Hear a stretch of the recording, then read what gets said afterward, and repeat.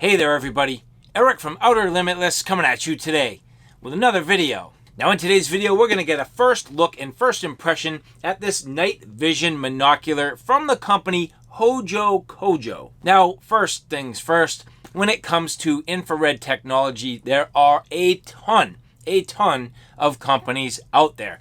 This, amongst all other products, is really a genre of product that I probably get solicited the most to test and review. I'm not even kidding when I tell you multiple requests per week. And the question to me is, how do you know what units are good, which ones are going to perform? There's really no true way to tell other than to test them out. And that's exactly what we're going to do here today on Outer Limitless 2. Now, compared to other units that I've tested on my primary channel and even here on Outer Limitless 2, well, this actually connects to a scope. This is the first product of its kind that I've been able to really get my hands on and test out related to connecting it directly to a rifle scope. And that's what we're going to do here. So in today's video, a first look and impression. I'm going to figure out what it takes to get this mounted onto the scope. We're going to do a little bit of testing and see how it goes.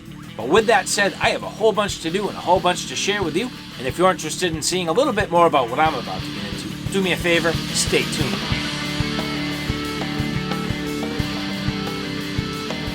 Now before we get too far, I would like to say thank you very much to the people at Hojocojo who did provide this for review. Now, I don't know who comes up with these names, but bottom line is, as I mentioned, a ton of companies that have very similar products. And I've been very lucky. At the time of this video, I actually have a simultaneous video being posted on my primary Outer Limitless channel where I was absolutely blown away at the quality performance of an infrared binocular. This here, a monocular. And again, it does connect directly to a rifle scope.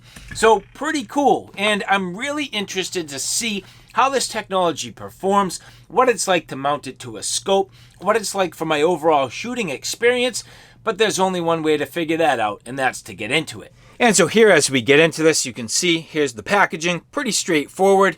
You can see some details on the box. But the thing that's interesting, first and foremost, as I mentioned, the ability to connect this to a scope.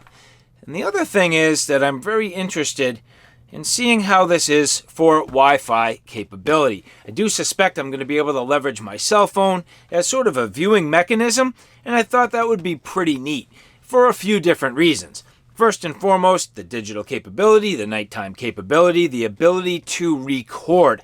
That's another cool thing that I'm interested in, the ability to zoom in, leveraging the scope, and hopefully record some of the footage. So getting into it here, you can see first thing as we open up the box, comes in a nice little kit, and here, nicely protected. So this I have already opened up. I've actually charged up the batteries, and you'll notice this is powered by lithium batteries. That's awesome. So this does come with a number of different accessories. First and foremost, you can see the main unit here.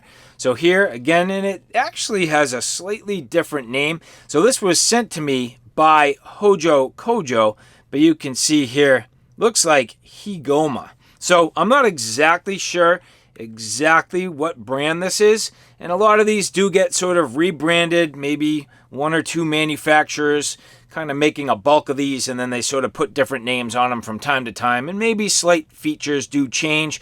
But this one here, generally speaking, a plastic construction on the body, but then some metal collars. You can feel metal components on your ocular lens here.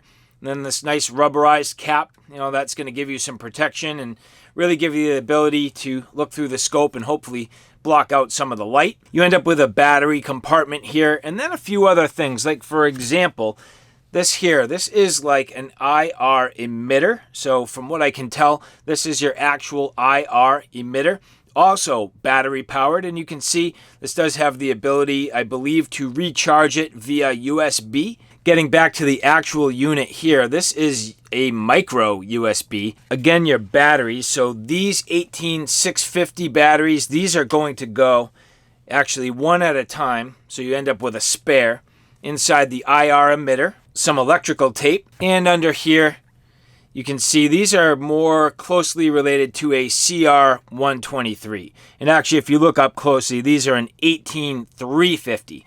And these 18350s do go inside the main unit. Here's a charging cable for the actual main unit. Again, that micro USB. Some rubber material, which I believe is actually used to help protect. When you use this and mount it up against your scope, you have a little bit of that rubberized material to help to protect it. I do like that. My scopes are very cheap. I mean, they're nice, don't get me wrong, but they are cheap. So I personally don't care too much about scratches, but I could see somebody with really high-end optics really wanting to protect them.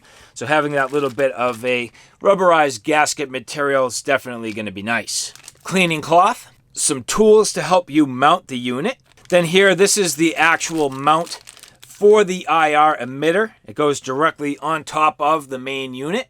And your user's manual. So all in all, a comprehensive package should have everything we need here, with the exception of the scope itself. And again, it'll be interesting to see how this goes. Now, my particular scope, and I'm going to attempt to mount this, I hope everything goes well. This here is a Vortex, and you can see this is the copperhead model. And my goal is to mount this to my Ruger 1022. So in some preliminary testing, we're going to give this a shot. I'm going to try to get out to the range and leverage this on my Ruger 1022. Probably generally speaking in the daytime. There's only so much I can do at night. In fact, I'm not really even at my range permitted to shoot at night. And that's going to be a limitation to the effectiveness of this tool. But at the same time, we're going to do the absolute best we can to gain some understanding and generally figure out how it's going to work. Now, first things first, I'm going to get into the batteries, make sure I get everything ready to go. As I mentioned, I've already opened up this kit and I've already charged all the batteries, so these should be good to go. Now the IR emitter, leveraging a micro USB charging port. Now as you look at the main unit here, you can see it does indicate the direction of that 18350 battery. So unthreading the cap here, smooth threads, feels nice. The battery going in this particular direction, you can see on the inside there is a spring. So the button towards the inside and threading on the cap. On the back side, you can see power menu. That's going to look to be potentially Wi-Fi connection. We'll get into that in a little bit. Up and down, and your sort of zoom. And then on top of that, OK. And then your photo and video start button. But here, holding down the power, long press. See what happens here. There you go. So you can see here, it's all coming to life. And I'm not really going to be able to demonstrate this too well, just because you're not going to be able to see. And you'll notice too the date's wrong and all that stuff. Everything's going to need to be set. So I'm going to take a little bit of time here and try to set this and get it ready for action. So setup here was extremely fast and extremely easy. And you can see I've actually been able to put a little crosshair in the middle. That was one of the settings. I got the date all set. I was able to format this quickly. So no problem at all. Everything going very well. Seems to have gone very easy. The menu selection simple. The overall operation, no problem. As you take a look down here, you'll notice that is the power. So I was able to set this so it does not auto time off. You do have the ability to set this to automatically turn off. I have it staying on at all times, which I think will be beneficial to me in the long run. And just to clarify on the top, that is not the time. That's the amount of footage remaining. So I have 4 hours, 51 minutes, and 51 seconds of record time remaining on the card. I did format the card to get this started, so I'm in pretty good shape. But moving forward here, I'm going to get everything mounted up. So this is pretty simple. This is actually no different than sort of a typical mount. You can see almost like a pick rail style. And sliding that right on top. This does come with the tools that you need, so that's nice. Just getting this mounted up, very simple. It is kind of nice that this comes with all the tools that you need. Keeps it very basic and very straightforward. And this can slide right and into place. And you're going to notice I'm just making sure this is facing front. And I'm not sure exactly how this needs to be adjusted. I'm sure over time I will kind of learn. So this is an infrared emitter, infrared flashlight. And I'm going to take my time and get this straight up and down. I think that's going to work out a little better if I'm careful about the placement of the buttons and just tightening this down. Now, the only other thing that I'm considering is if I put the button to one side, then that charging port is a little more accessible. I can still get my cable in there without taking this entire thing apart. I think that's going to be kind of key. Now here, as we get my actual scope, this is the part where I want to be a little bit careful, but at the same time, this is going to fit fairly well. Now you can see it's a little bit loose, but again, that's why I have these different sort of rubber spacers. The spacers will allow me to mount this unit to an objective lens of 39 to 45 millimeters. So if you look at these carefully, these do seem to be different sizes, and they're also numbered. So number 1, number 2, number 3, and then this one here, number 4. Now I don't see any indication of which size technically goes to which diameter. So I'm going to have to be a little bit careful, but I figure I might as well start with number 1, see how that goes, and then if I have to, I can adjust. And you'll notice this is stepped out just a little bit. So as you look at it here, it is stepped out, and just going to kind of carefully get this into place here. I think it's actually going to be easier to wrap it around the scope itself and then carefully slide this into place. And now that is firm and it is tight, but it will go. And if you're very careful, you can definitely do this without creating damage. And you can see that's going to snug up real nice. So taking this and just sliding that now into place. Now I'm not exactly sure about the true depth. I'm not going to try to go too deep on the scope itself. And I do want to make sure everything seats nicely. So here, just squaring everything up. That's going to go just fine. And as I take this and sort of twist it, trying to get everything nice and vertical. So you can see here, as this sits down sort of on the base, and getting this down onto the base as well. Actually, taking a look here, that's awesome. That's a mount for a tripod. This is going to be cool because, as I was saying, I would love to leverage this for the ability to take some footage, maybe while I'm shooting, and have some alternate means to leverage this as a bit of a camera, sort of. But that's kind of nice, and I do like that. So, nice thinking. And this seems to be sitting down nice and flush and firm. So at this point, I feel pretty confident that I can tighten up. And you can see here the set screws on the side, and that's no problem. Now, what I would really love is some level of assurance how tight to go. So if they just had some torque values, I think that would be sweet. So I'm really not going tight here at all. The last thing I want to do is just like squash down on my scope, and that's like barely finger tight. And I'm doing that on 2 screws, so front and rear, and I think that's going to be more than enough. And you can see the unit here sitting nicely on the scope. It makes it a little bit large, but at the same time, it's not overly heavy. The fact that this is a little bit of plastic and some metal is going to work to the advantage, lighten it up just a bit. And at this point, let's see how this works. And so for now, I was able to mount this on a tripod, which is awesome. And I have a target across my living room. And I'm trying to see now how this works. So I'm just kind of taking my time and see if I can dial this in. So in reality, let's think.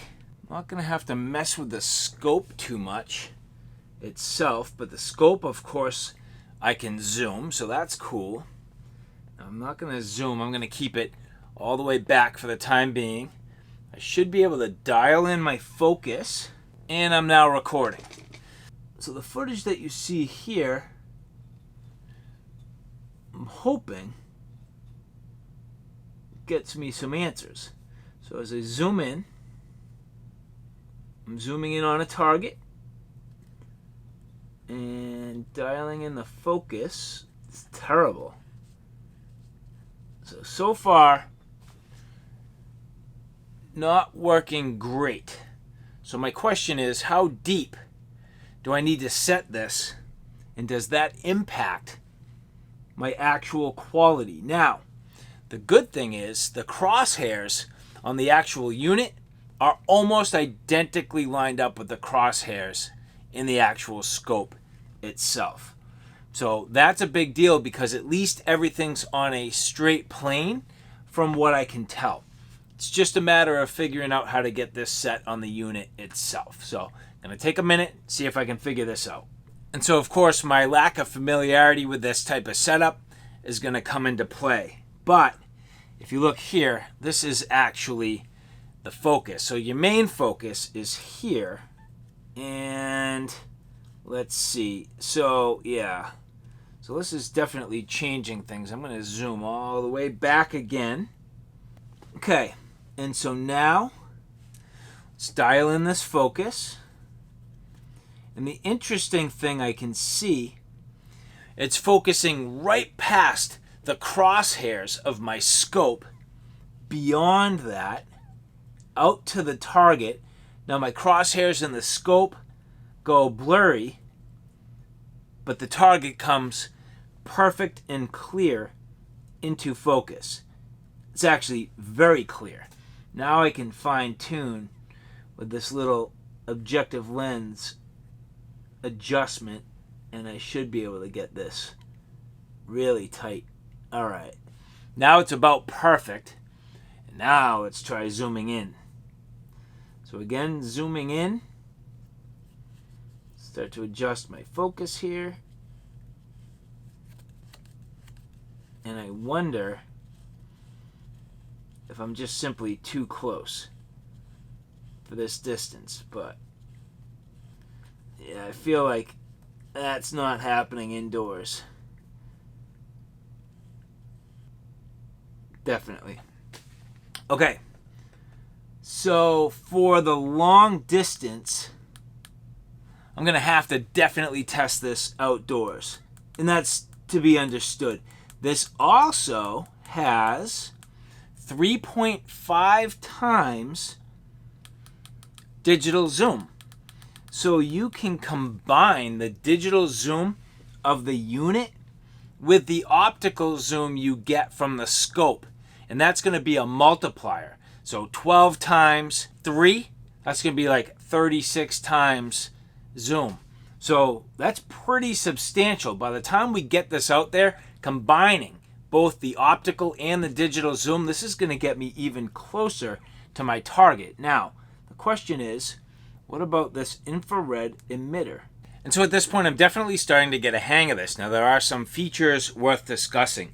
Here, in line with the menu button, if you long press, well, that's actually going to be a laser. So it's a red dot, which isn't, and I can't tell completely, but it does not seem to be perfectly lined up with the actual crosshair. And you take a look at the footage, you'll notice that red dot and the crosshair. And when I have the crosshair literally directly on the center of the target, well, unfortunately, the red dot seems to be a little bit off. Now, are there adjustments here? There very well might be, and actually, as I look at the red dot itself, there definitely is. And there's a very fine little hex key in here that should allow me to make some adjustments. Now, I don't want to mess with it just yet, but the fact of the matter is you have elevation and windage adjustments on the red dot. So this is going to take a while to get completely dialed in, but once you do get it dialed in, it seems to me like you're going to have the ability to really, get this scope lined in on your target, with the red dot being an indicator, and then having both the crosshairs on your primary scope and then also within the IR scope. I think that's going to work out pretty well. So anyway, starting to learn a few things. Now, when I turn that off, the next thing is, well, what about the IR mode? So here, if I long press on top of the IR emitter, it turns green. So that's the next thing. At this point, that's running, and I can dial this in, and this has a little bit of zoom.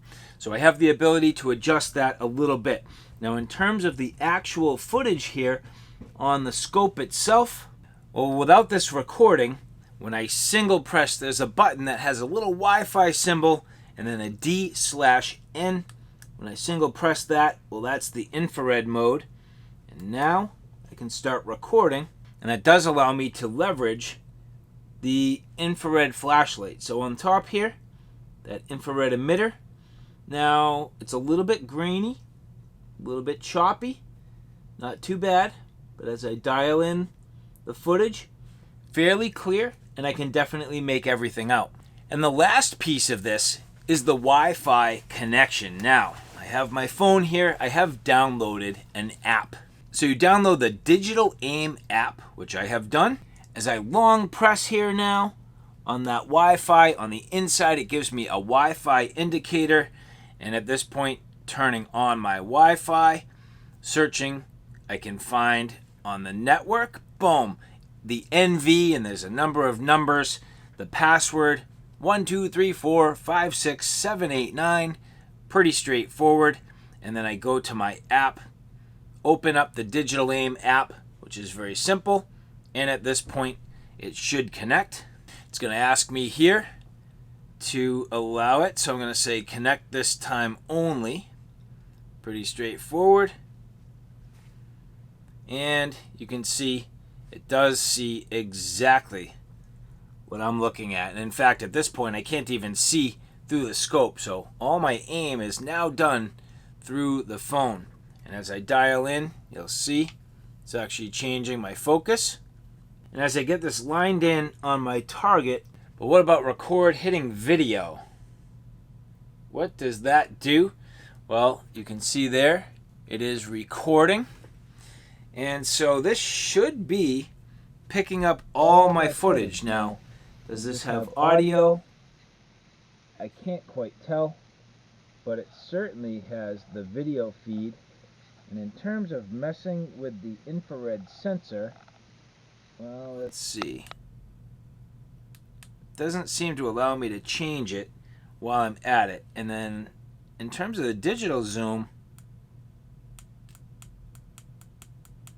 this seems to disable the buttons on the back of the unit.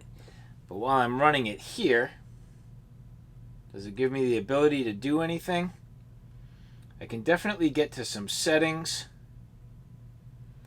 Taking a look at it here. Video resolution, night vision sensitivity. Let's turn that up just to try it.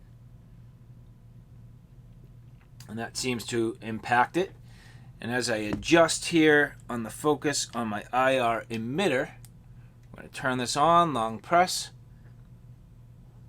And you can see on this footage as I record, it greatly impacts the quality. Now this makes it a little more difficult to see, in my opinion. I'm actually probably better off without the IR emitter. The sensor is sensitive enough to be able to make out my target pretty clear without it. So that's just a start in the studio. The next thing for me, getting out into the field, testing this in the range environment. And that is definitely the next step for this monocular.